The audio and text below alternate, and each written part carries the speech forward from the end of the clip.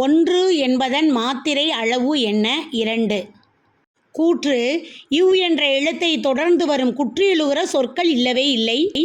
சு, டு, ரு இறுதியாக வரும் இடைத்தொடர் குற்றியலுகரம் எதுவுமே இல்லை. இந்த இரண்டுமே சரிதான். இது மிகவும் முக்கியமான வினா. தனி குறிலை அடுத்து வரும் உகரத்தின் பெயர் என்ன? முற்றியலுகரம். ஆர்த்தோகிராஃபி என்பதன் பொருள் என்ன? எழுத்து இலக்கணம். பெற்றம் என்பது எதை குறிக்கும் சொல்? பசு.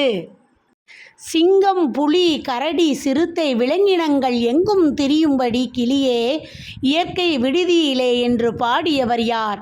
சுப்புரத்தினதாசன் என்ற சுரதா. சிறந்த கவிதைகளை தொகுத்து கொங்குதேர் வாழ்க்கை என்ற தலைப்பில் நூலாக்கியவர் யார்? ராஜமார்த்தாண்டன். இது மிகவும் முக்கியமான வினா. கொங்குதேர் வாழ்க்கை என்ற பாடல் இடம்பெற்றுள்ள நூல் எது? குறுந்தொகை. எந்த ஆண்டு ஜவஹர்லால் நேரு பல்கலைக்கழகம் ஜாதவ் பயாங் அவர்களுக்கு வனமகன் ஃபாரஸ்ட் மேன் ஆஃப் இந்தியா என்ற பட்டத்தை வழங்கியது? 2012. வனமகன் ஜாதவ் பயாங் அவர்களுக்கு பத்மஸ்ரீ விருது வழங்கி சிறப்பித்தது எந்த ஆண்டு? 2015. ஜாதவ் பயாங் அவர்களுக்கு மதிப்பூர்வ முனைவர் பட்டம் வழங்கிய பல்கலைக்கழகம் எது? அஸ்ஸாமில் இருக்கக்கூடிய கவுஹாத்தி பல்கலைக்கழகம். வனமகன் ஜாதவ் பயாங் எந்த ஆற்றின் குறுக்கே ஒரு காட்டை உருவாக்கினார்?